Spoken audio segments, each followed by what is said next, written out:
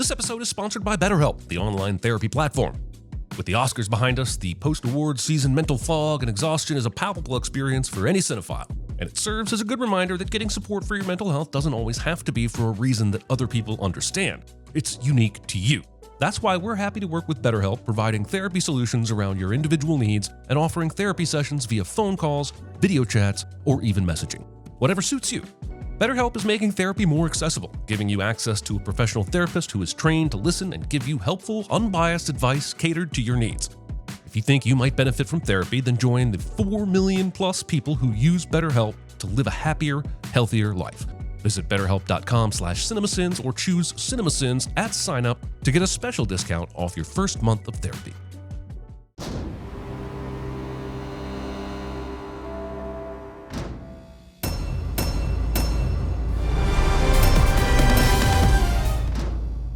Discovery. Imagine being the person that said, "You know the problem with our hero intro? It's the music. Let's cut it entirely but change nothing else." Then imagine being the person who listened to them. Also showing off a slate of awesome characters when you know you're only really interested in telling stories about this guy, maybe this guy, but definitely not her. This movie is already wetter than I want it to be. They say everybody's good at something. Is this the same they that feels obligated to start every movie with narration? Because I'm telling you now, they're full of shit. I'm also good at something else, and that's breaking heads. Aquaman, king of Atlantis, master of waves, wielder of a badass trident, speaker with fish, runs at bad guys with his fist. This is fun. This lamp is filled with shells, and for Aquaman, isn't it like displaying a bunch of carcasses? Or at the very least, just a bunch of abandoned homes? I don't really know how sandfish work. Movie accidentally creates the perfect metaphor for how Discovery treats the fans of the IP it owns. But then, as it turned out, being king wasn't all it's cracked up to be. Aquaman and the Lost Kingdom steals the main character's initial emotional state from Captain Kirk's initial emotional state at both the beginning of Star Trek II Wrath of Khan and Star Trek Beyond. And let me tell you, Aquaman and the Lost Kingdom is no Star Trek II Wrath of Khan or Star Trek Beyond. It is, however, more than enough Star Trek Generations. We've got 2 pee jokes in the first 4 minutes, and I don't like it. Guinness in a can. That'll run you 1 sin per can. Somebody with a very specific and very strange 1980s fan fiction involving Boba Fett and Aquaman having beers together probably just got a boner. Sure, siblings bicker and fight, but at the end of the day, they're family. Okay, gather round, siblings. Family does not get a free pass to be total assholes to you. That notion and the cultural horse of obligation it rode in on. You don't owe your siblings shit.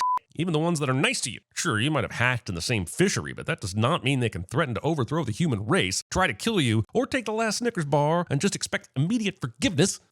That was my fucking Snickers. Also, having to put up with Jason Momoa in 2 2023 movies that annoyingly emphasize the effect of family a little too much is a lot to take. You know, like at the movies. Holy crap. Movie thinks that it's above making a shitty pun like holy carp. It is not. That is exactly your level movie. Own that shit and take your sinning. So far, the first 8 minutes have been 90% narration about parenting, 5% piss jokes, 5% recapping the last movie, and now this title reveal feels like it belongs in a fucking Ice Age sequel. I'm not optimistic about the next 2 hours. Every day I don't fix my power suit is another day Aquaman gets to live. Dude, you didn't even come close to beating Aquaman in the last movie. And that was with the help of his fucking brother and before he got the trident from that bullshit discount Dora the Explorer quest. What makes you think the suit is going to make a difference this time? Is it going to magically make you not a squishy human? Expedition log, day 463. Giving us an arbitrary day on an arbitrary expedition log recording that is arbitrary and therefore gets an arbitrary sin. Dr. Shin, take a look at this. You better come take a look at this cliche. Dr. Shin and this other guy survived this. I don't care if he rolled for the last few feet. That is a sheer fucking wall of ice. Water wouldn't survive that fall. What is this Rube Goldberg ice machine nonsense before my eyes? Something they did topside created a crack in the ice, which then conveniently caused the truck to fall, which in turn created a bigger crack, which weakened this ice wall enough to allow the cave monster to break out and reveal the cave of wonders that kicks off the movie. This is such a fluke. And what sucks is that you could have just written that the scientists found the cave using science. Why do you hate science, movie? This has to be a few thousand years old. Being able to tell how old something is by sight and under f***ing water. I mostly want to get water scientists mad at me, since that is one of the few areas of scientists that aren't mad at me. And goddamn it, I am a completionist. I'm guessing the tentacle monster must be an MCU fan who really enjoys seeing Randall Park's adorable card tricks, because I can't think how else he keeps surviving these attacks. The desperate for revenge antagonist accidentally lands right next to a super powerful anti-trident. I don't care if it wants to be found. This is some mind-numbingly convenient nonsense. Free me from my prison. Whoa, sudden and toothy Green Knight Sauron.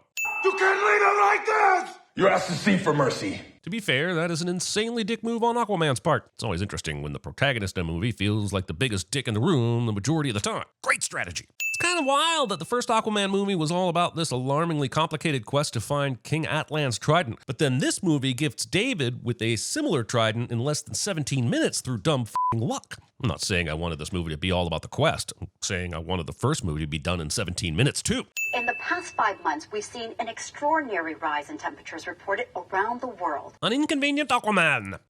Arthur. Maybe don't startle the giant man with superhuman strength while he's asleep with your baby cuddled in his arms. The surface has been poisoning our atmosphere for over a century. Okay, in the last Sins video, I sent this. For a century, they have polluted our waters. Hey, humans have been polluting the water for much longer than a century. Now, I appreciate you amending that claim to over a century for this movie, but had I been given the chance, that was not the sin I would have advised you to focus on fixing. You can't expect them to care about what happens to us if they don't even know we exist. It's cute that Aquaman thinks humans only pollute water because we assume the ocean is devoid of life. Also, they know you exist, Aquaman. Or at least they fucking should after you and the rest of Joss Whedon's Justice League save the world from magical boxes or something. You celebrate the wins, you mourn the losses. This movie is essentially Jersey Girl with Aquaman in it. Sometimes not giving up is the most heroic thing you can do. Yeah, but sometimes not giving up gets you to the Book of Boba Fett. Thank you. Somewhere in the Atlantic is super fucking helpful and extremely relevant. I'll be giving you some amount of sins in return. Hey, Doc, you stand ready with that big gun of yours. God damn, Manta. Buy the guy a drink first. Kane is off on our most dangerous mission yet. I'm beginning to think this recorder is less about documenting this expedition and more about pure exposition. They require a very specialized fuel to keep them running. Kane calls it orichalcum. Ah yes, orichalcum. The midichlorians of the DC universe. Okay, you have 15 minutes to get in and out. No margin for error. If there's no margin for error, how did it end up being 15 minutes exactly instead of, say, 15 minutes and 4 seconds? What the fuck is even happening in 15 minutes? We don't know, because the movie never comes back to this. Also, I wonder if IWC Schaffhausen minds that they are the timepiece of choice for high-tech pirates possessed by an ancient sea king. We have no idea what kind of security measures they have down there. Apparently, their security measures consist of one dusty octopus that has to physically swim away to tell Ma and Pa there's someone getting to the prize bowls. Astounding. Excitement? They've raided the storage vault. We can't let them get away. Don't worry, they won't. I'm on this one. Waiting 29 minutes to officially Nicole Kidman. Why are you even bothering with these Iron Man-themed shark bikes if your plan is to ditch them so fucking quickly? And if it's because you're worried about bumping into shit while speeding through Atlantis, why weren't they designed to not bump into shit while speeding through Atlantis? Also, why are the fucking Queen and the King's mother on your first line of defense? I played video games that looked a lot better than this. I haven't played a video game since the Super Nintendo. I'm gonna kill me a dead mermaid. I'm going to kill me a dead mermaid. This is fucking terrible. I am so sorry. Here, watch this instead. The throne is the heart of Atlantis. The idea that they have cities this fucking vast underwater and no human has ever discovered it is beginning to feel a little bullshit. If he cannot protect his own family, how is he supposed to protect us? Yeah, but most of you aren't on the front lines like she is. Also, she's a fucking ocean queen with superpowers. She's perfectly capable of looking after herself. We think he's been launching secret raids for at least 5 months. This is just the time you go, Claw. He's been stealing this shit en masse for 5 months? Were none of these places secured? You couldn't spare at least one dusty octopus to guard each one? This would be like future humans hiding nuclear waste in abandoned blockbusters. I think I know someone that might be able to help us. But you're not gonna like it. Your brother. Called it. God damn, I fucking called it. When you're ready, let's talk. Is this going to be some Thor Loki in the future? I hope the not. Called it! Believe me, he's the last person I want to go begging for help, but he's dealt with Manta in the past. Instead of finding a contrived way to team up with the guy who's in prison for war crimes and attempted genocide, I'd much rather someone just admitted that they signed Patrick Wilson for 2 movies and have to create some bullshit way to get him in this one. Arthur, Atlantis cannot extract Orm from an allied nation. It would be an act of war. Atlantis isn't gonna do it. I'm gonna break him out myself. Yeah, I don't think the fishermen people are going to give a fuck about the semantics of who did it. They're still going to be coming for Atlantis once they realize the king of Atlantis broke Orm's ass out. If anyone finds out, if you're caught, it will tear the kingdoms apart. Then help me not get caught. How is that even possible? You can go in completely invisible, which is apparently a thing they can do now, and it's not going to take a genius to figure out who broke Orm out of there. I imagine the short list of people willing and able to pull that off is pretty fucking short. The chromatic force changed color and camouflage you for up to a minute. Okay, random tech gibberish can do hand-wavy invisibility thing, but how the f*** is this color-changing MacGuffin hiding his hair and face? Didn't this have to cover his whole body?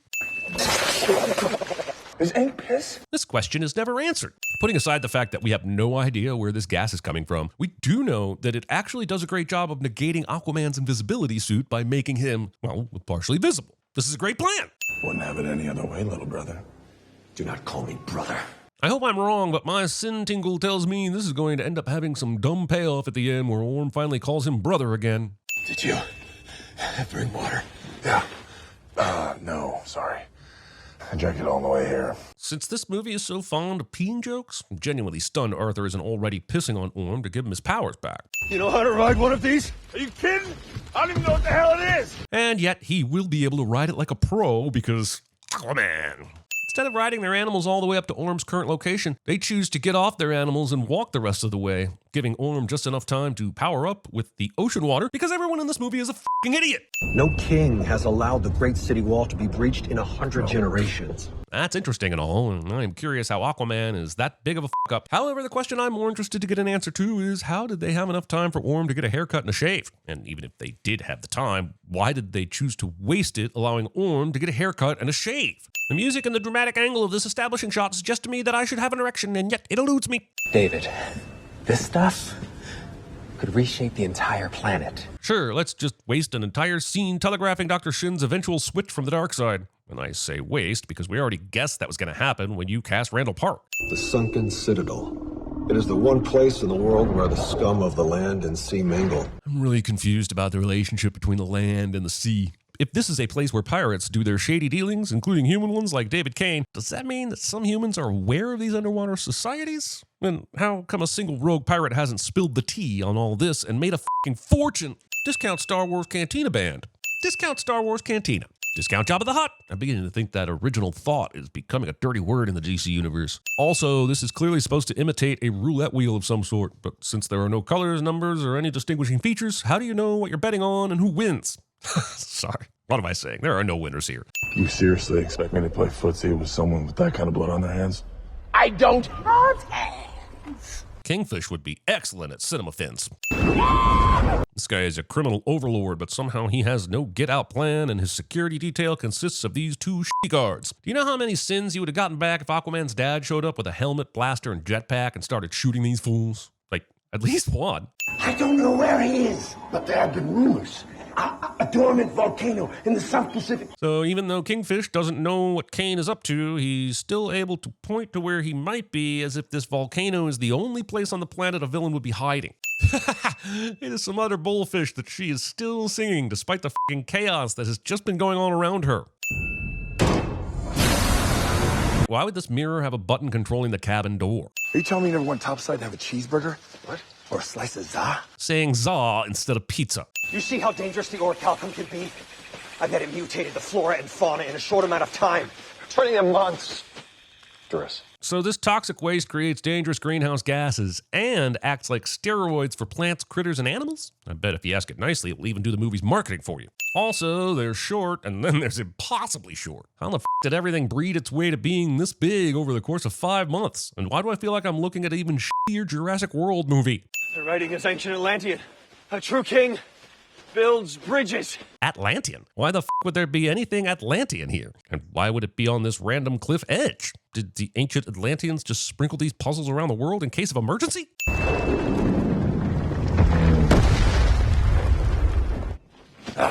See? True king built the bridges. But why is it here? Why? I don't get it. Why did the Atlanteans build it here? What's so special about connecting these two chunks of land? It seems so very impossibly specific to this exact situation. Manta doesn't strike me as someone who would leave the magical trident just lying around. And Shin does not strike me as someone who would just start going through Manta's possessions based on how scared he clearly is of him. So everything about this scene is bullshit. I'm gonna murder his family and burn his kingdom to ash. Threatening to burn something down under fucking water. You must be getting close to the radiation source. You should wait for Atlantis to receive your message. Yeah, look, Loki, I'm not asking for your advice on this. Then why is he even wasting time talking to... Hold the fucking up. Did he just call him Loki? Loki? Did he just hang a lantern on what we're all thinking? Does that mean the MCU exists here? Is he forgetting the Eternals reference fucking Superman? Okay, maybe he's talking about the mythical Loki. But you and I both fucking know that was a universe-bending MCU nod. You just said the quiet part out loud and shattered my brain into a million confused pieces. I hope it was worth it, because when my brain gets exploded, my gauge on sin values is the first casualty. If you weren't such an asshole, you'd still be king. Well, yeah, that and the fact that he conspired with Black Manta to blow up the Council of fucking Underwater Leaders. Why are we okay with them working together again? This whole place must be heat shielded to protect it from the surface's thermal satellites. I applaud the effort, Orm, but you're far too late to start defending this movie against potential nitpicks. Also, a heat shield, why aren't those same satellites picking up on the formerly dormant discount Mount Isla Doomlar that's now pumping out a very suspicious green gas? It gives Kane great powers and in return... Really? Surprise explosions again? We've sinned that half a dozen times in the first movie, and I'm beginning to think our sins videos aren't being used to make movies better at all. Also, Dr. Shin survives this. I don't think any of the helmet bouncing physics in this scene was properly researched. Orm doesn't hear or even seem to notice the giant squid bot stomping behind him.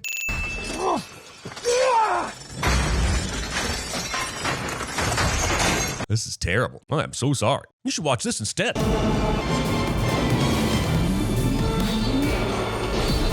He's going to fight us without the power suit? Do underwater beings have the ability to see through thick fog? Because I don't think they do, and therefore there is no way Orm would know that Manta wasn't wearing the power suit yet. I told you he's stronger now. He's still just a surface dweller. That's surface dwellerist.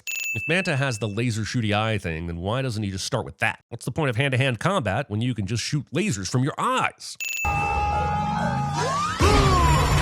Cool, he got zapped, but does it really matter? We saw the litigious mermaid get hit with a consistent beam and she just needed some bed rest. Why should I care? Imagine if this beam actually did some life-threatening damage. It would make me like 4% more invested in this fight. Take that island down! Was the dramatic chair spin really necessary? Like, what's behind him that needed his attention more than the battle in front of him? Also, the good news is Aquaman and the Lost Kingdom is not the worst live-action movie of 2023, because I'm pretty sure this movie no longer counts as being live-action. The ancient trident of evilness has a built-in grappling hook? Who built this f***ing thing, Bathman? Deus Ex Machina. It's almost like I was remembering it. Flashes of someone else's memories. And luckily, Orm was under the Trident spell for just long enough to get all the details he needed to share to get everyone else up to date. The Trident is such a nice Trident. To ensure that Kordax's dark power would never be found. Then how did King Atlan lose track of the Trident? If the Trident is a weapon of pure evil, why was it frozen in a completely different place with zero security, just waiting to be found? But David Kane has found it, and it's slowly possessing him. But even with the ice cap melting... Holy sudden change of venue, Aquaman. Did they put the conversation on hold and then just pick up once they'd relocated? Meanwhile, on everyone's favorite afternoon soap opera, the hair flows at noon. I gotta get the flashlight. Leaving a baby unattended on a couch in the goddamn dark. I'm gonna leave you alive so he can watch you die. How did he know when Aquaman was going to get here? How does he know Tom will politely wait until Aquaman shows up to finish bleeding out? Also, the timing on this is incredible. If the Trident told Kane that he needed Atlantean blood to open the prison, why didn't he immediately try to kidnap the kid? Why wait until now? Aquaman appears to turn up later the same night. This timing is insane. No! No! No! No. We got a little lump back. I'd come with you, but the WB is hemorrhaging money at this point and can no longer afford me. But just remember, we make movies better. We have no defense against that cannon. But what if we disrupt those echoes with another sound wave on the same frequency? Weird. I must have missed the part of the movie where Aquaman ate Geordie LaForge. You want to disrupt their disruption? Well, that's gonna be the easy part. Citation needed. This ancient ship from the buried city of Necros has a big red button with English written on it. You've gotta be kidding me. I would say the same, but honestly, a group of the bad guys getting whale f***ed to death was not on my bingo card today. I'm kind of impressed. Wait, no, I was promised whale f***ing. There's the goddamn whale f***ing.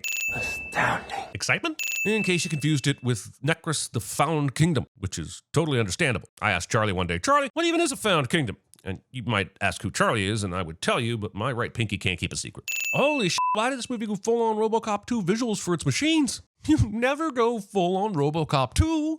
Everyone stand ready. Something's coming. Don't worry, Drago. That's the sound of a million generic CG minions that the good guys can tear apart in the name of entertainment. Very nice of King Atlan to make sure the automatic lighting stayed on for whoever came to awaken his evil brother. Happy!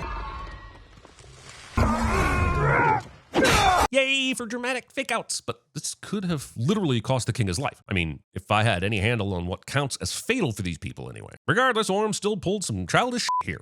Here, since you did help me, even though you were a complete asshole for making me think you wouldn't help me, I now trust you, and I will give you a weapon you could easily turn around and kill me with, and possibly should do just that. We cool? You picked the wrong day to grow a spine, Doc. I mean, he's always had a spine, Manta. All humans do. Jeez. Wait, did he fucking teleport here? Sure, Junior sent up the bat signal, but that doesn't explain how Aquaman violated the laws of space-time to get here and throw his trident at the perfect second to stop Manta.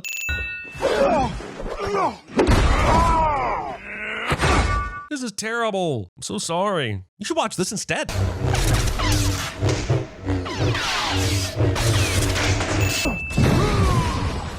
Mira coming in at the last second to save the day is to this movie what sudden explosions interrupting a random scene was to the last movie. Insidious, The Lost Kingdom. Listen, I love Yaya, but goddamn, does he need to stop appearing in sequels that crush my soul? No, he isn't the problem with Matrix Resurrections or this movie, but damn it, this is like putting truffles on a f***ing McDonald's. Quit it! Why is Orm still fighting? He has the bloodline too, so why doesn't he just cut his own hand instead of going to the trouble of fighting Aquaman? By Atlan's blood, this magic is broken. You know, Atlan probably should have used the blood of some random pufferfish and then killed it. Or, you know, ended his own bloodline and adopted. No matter what, you are not alone. We're in this together. This works. I live again. Considering how you were able to possess everyone else with your thoughts and control their actions, I don't think you were ever technically dead. Trapped, maybe, but not dead.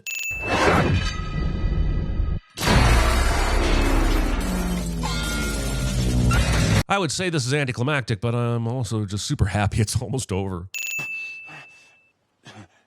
Never. I've seen some pointless sacrifices, but this one is so fucking weird. So fucking weird, in fact, that I'm willing to believe it was unscripted. And Yaya was so desperate to be done with his franchise that he killed the character himself.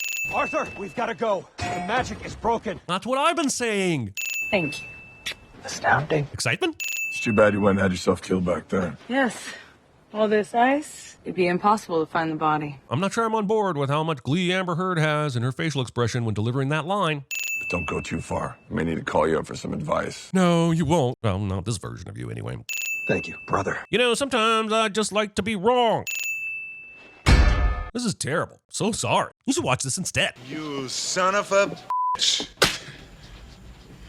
You're not as bad at this as you think. The people of Atlantis are lucky to have you. Based on what? You haven't even seen him do any of the king shit. Sure, he means well and can whip a trident like a badass, but how the f*** does that translate to ruling a nation? And I stand here as proof. Discovery. I'm the king of Atlantis. I am Aquaman.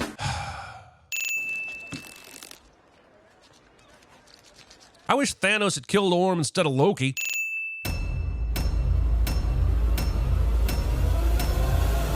Give it to me right in the mouth!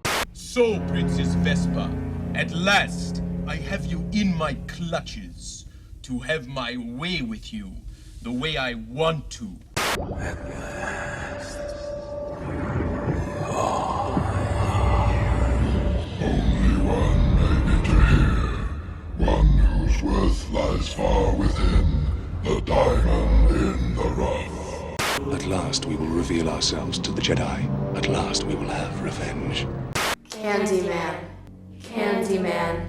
Are you seeing this?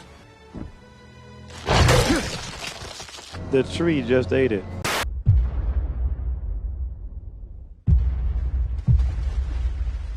Hello, Peter.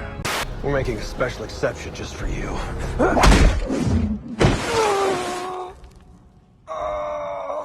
Puny god. Fire at will!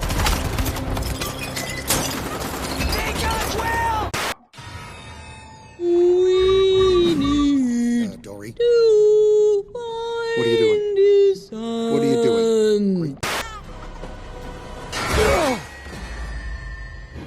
my son! I'm the king of Atlantis. I am Iron Man.